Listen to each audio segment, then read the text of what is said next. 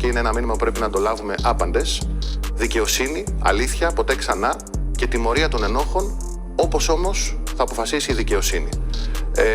Όπως αντιλαμβάνεστε. Σαν να είστε ένας από τον κόσμο, ενώ ο κόσμος λέει ότι η κυβέρνηση είναι στο κάδρο αυτών που ζητάει ευθύνες, γιατί μέχρι σήμερα δεν γίνανε αυτά που έπρεπε, ή γιατί μετά το κακό που έγινε, γίναν όλα λάθος. Άρα ζητάει απαντήσεις από εσάς. Και όλα αυτά τα τραγικά λάθη, αστοχίες, παθογένειες, παραλήψεις του κρατικού μηχανισμού ήρθαν και συναντήθηκαν με μοιραία και πολύ σημαντικά ανθρώπινα λάθη, όχι ένα και δύο. Αυτή είναι μια συζήτηση στο σκέλος των ανθρώπινων λαθών και των ποινικών ευθυνών. Οποιουδήποτε, αυτό θα το αποφασίσει η δικαιοσύνη.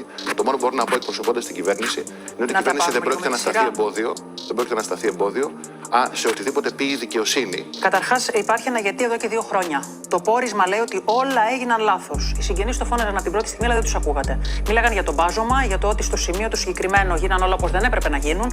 Φύγανε στοιχεία, πήγαν αλλού. Και η ερώτηση πάει στην κυβέρνηση. Καταστράφηκαν όλα μέσα σε 3 μέρες στο πεδίο, λέει το πόρισμα. Ποιος φταίει γι' αυτό, δεν φταίει κάποιος? Προφανώς.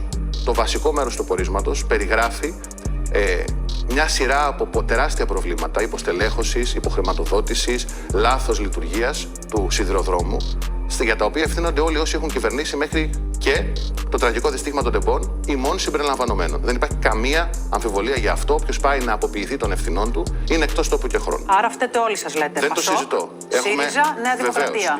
Για τις αστοχίες του σιδηροδρόμου, για όλα όσα έπρεπε να γίνουν και δεν είχαν γίνει. Λέτε για κάτι που οδήγησε σε τραγωδία. Τη μοιραία εκείνη νύχτα συναντήθηκαν μοιραία ανθρώπινα λάθη. Είναι κάτι που δεν έγινε με εισαγγελική εντολή. Δόθηκαν 650.000 ευρώ για τον μπάζωμα αυτό. Ποιος τα πλήρωσε? Για να μάθουμε ποιος έδωσε την εντολή, ποιος τα πλήρωσε και γιατί έγινε. Στην 116η σελίδα του πορίσματος λέει ρητός. Αυτό δεν σας απαλλάσσει από το ότι έγινε μπάχαλο. Μισό λεπτό. Και ότι δεν δόθηκε εντολή δεν σημαίνει κάτι. Πρέπει να ακουστεί η αλήθεια. Για το πόρισμα λοιπόν λέει ότι έχουν γίνει. Τα 650.000 ποιος τα έδωσε για τον μπάζωμα, ποιος πλήρωσε? Εγώ δεν γνωρίζω ποιος πλήρωσε. Άρα πολιτικά δεν υπάρχει γνώση.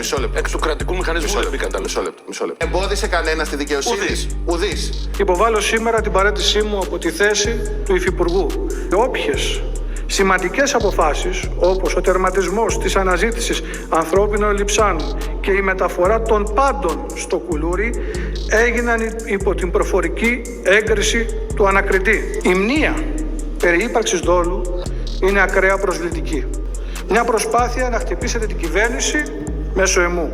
Να παραμείνετε εγκλωβισμένοι στη μάταιη, όπως θα αποδειχθεί, επιδίωξη των κομμάτων σας να εργαλειοποιήσουν μια μεγάλη τραγωδία. Καμία σκιά, καμία λάσπη, καμία σκευωρία, μόνο αλήθεια και φως.